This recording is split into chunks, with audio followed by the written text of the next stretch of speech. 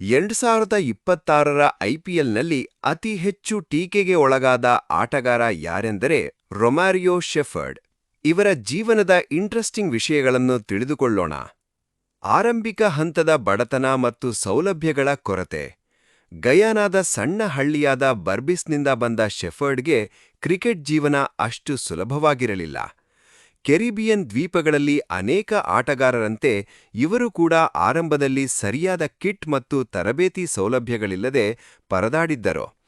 ಕುಟುಂಬದ ಆರ್ಥಿಕ ಪರಿಸ್ಥಿತಿ ಅಷ್ಟೊಂದು ಸದೃಢವಿಲ್ಲದಿದ್ದರೂ ಕ್ರಿಕೆಟ್ ಮೇಲಿನ ಅವರ ತುಡಿತ ಮಾತ್ರ ಕಡಿಮೆಯಾಗಿರಲಿಲ್ಲ. 2. ತಡವಾದ ಮನ್ನಣೆ, ಲೇಟ್ ರೆಕಗ್ನಿಷನ್. ಶೆಫರ್ಡ್ ಅವರ ಪ್ರತಿಭೆಗೆ ತಕ್ಕಂತೆ ಅವರಿಗೆ ಬೇಗನೆ ಅಂತಾರಾಷ್ಟ್ರೀಯ ವೇದಿಕೆ ಸಿಗಲಿಲ್ಲ. ದೇಶೀಯ ಕ್ರಿಕೆಟ್ನಲ್ಲಿ ಸತತವಾಗಿ ಉತ್ತಮ ಪ್ರದರ್ಶನ ನೀಡಿದರೂ ವೆಸ್ಟ್ ಇಂಡೀಸ್ನಂತಹ ಬಲಿಷ್ಠ ಆಟಗಾರರಿರುವ ತಂಡದಲ್ಲಿ ಸ್ಥಾನ ಪಡೆಯಲು ಅವರು ವರ್ಷಗಟ್ಟಲೆ ಕಾಯಬೇಕಾಯಿತು. ತನ್ನ ಸರದಿ ಯಾವಾಗ ಬರುತ್ತದೆ ಎಂದು ಕಾಯುತ್ತಿದ್ದ ಆ ದಿನಗಳು ಮಾನಸಿಕವಾಗಿ ಅವರಿಗೆ ಸವಾಲಾಗಿದ್ದವು. 3. ದಾಖಲೆಗಳು.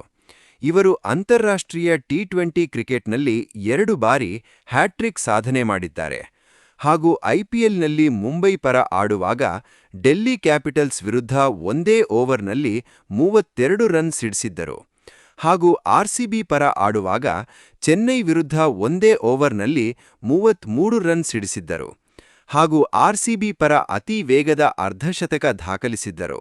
ಅದು ಕೇವಲ 14 ಎಸೆತದಲ್ಲಾಗಿತ್ತು. 4. ಗಾಯದ ಸಮಸ್ಯೆ ಮತ್ತು ಫಿಟ್ನೆಸ್ ಸವಾಲು. ಒಬ್ಬ ವೇಗದ ಬೌಲರ್ ಆಗಿ ಅವರು ಬೆನ್ನು ನೋವು ಮತ್ತು ಸ್ನಾಯು ಸೆಳೆತದಂತಹ ಹಲವು ಗಾಯದ ಸಮಸ್ಯೆಗಳನ್ನು ಎದುರಿಸಿದ್ದಾರೆ.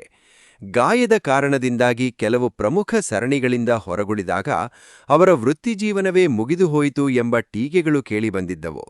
ಆದರೆ ಆ ಹಂತದಲ್ಲಿ ಅವರು ಜಿಮ್ನಲ್ಲಿ ಕಠಿಣ ಪರಿಶ್ರಮ ಹಾಕಿ ಮತ್ತಷ್ಟು ಬಲಿಷ್ಠವಾಗಿ ಮರಳಿದರು. 5. IPL ಹರಾಜಿನಲ್ಲಿ unsold. ಒಂದು ಕಾಲದಲ್ಲಿ ಐಪಿಎಲ್ ಹರಾಜಿನಲ್ಲಿ ಯಾರೂ ಇವರನ್ನು ಖರೀದಿಸಲು ಆಸಕ್ತಿ ತೋರಿಸಲಿಲ್ಲ. ನೆಟ್ ಬೌಲರ್ ಆಗಿ ಕೆಲಸ ಮಾಡುವ ಆಲೋಚನೆ ಕೂಡ ಇತ್ತು. ಆದರೆ ಸಿಪಿಎಲ್ನಲ್ಲಿ ತೋರಿದ ಅದ್ಭುತ ಆಟ ಇವರ ಬದುಕನ್ನೇ ಬದಲಾಯಿಸಿತು ಹಾಗೂ ಈ ವರ್ಷ ನಡೆದ ಟಿ20 ವರ್ಲ್ಡ್ ಕಪ್ನಲ್ಲಿ ಬೌಲಿಂಗ್ ಹಾಗೂ ಬ್ಯಾಟಿಂಗ್ನಿಂದ ಮಿಂಚಿದ್ದರು. 6. IPL journey. ಇವರು ಐಪಿಎಲ್ನಲ್ಲಿ ಮುಂಬೈ, ಎಸ್ಆರ್ಎಚ್ ಹಾಗೂ ಲಕ್ನೌ ಸೂಪರ್ ಕಿಂಗ್ಸ್ ಪರ ಆಡಿದರೂ ಅಷ್ಟು ಯಶಸ್ಸು ಸಿಗಲಿಲ್ಲ. ಆದರೆ ಕಳೆದ ವರ್ಷ ಆರ್ಸಿಬಿ ಪರ ಉತ್ತಮ ಆಟ ತೋರಿ ಆರ್ಸಿಬಿ ಅಭಿಮಾನಿಗಳಿಂದ ಭೇಷ್ ಅನಿಸಿಕೊಂಡರು ಹಾಗೂ ಆರ್ಸಿಬಿ ಮೊದಲ ಬಾರಿ ಕಪ್ ಪಡೆಯಲು ಇವರ ಪಾತ್ರನೂ ಮುಖ್ಯವಾಗಿತ್ತು. ಕೊನೆಯದಾಗಿ ಸಕ್ಸೆಸ್ ಅನ್ನೋದು ಬೂದಿ ಮುಚ್ಚಿದ ಕೆಂಡದ ಹಾಗೆ, ಅದು ಯಾವಾಗ ಬೇಕಾದರೂ ಹೊತ್ತಿ ಉರಿಯಬಹುದು. ಲಾರಾ ಪೊಲಾರ್ಡ್ ಹಾಗೂ ಗೇಲ್ರಂತೆ ಇವರಿಗೂ ಯಶಸ್ಸು ಸಿಗಲಿ ಅಂತ ಹಾರೈಸೋಣ. ಇದಾಗಿತ್ತು ಇವತ್ತಿನ ವಿಡಿಯೋ. ಇನ್ನೂ ಹೆಚ್ಚಿನ ಅಪ್ಡೇಟ್ಗಾಗಿ ನಮ್ಮ ಚಾನೆಲ್ನ ಸಬ್ಸ್ಕ್ರೈಬ್ ಮಾಡಿಕೊಳ್ಳಿ. ಧನ್ಯವಾದಗಳು.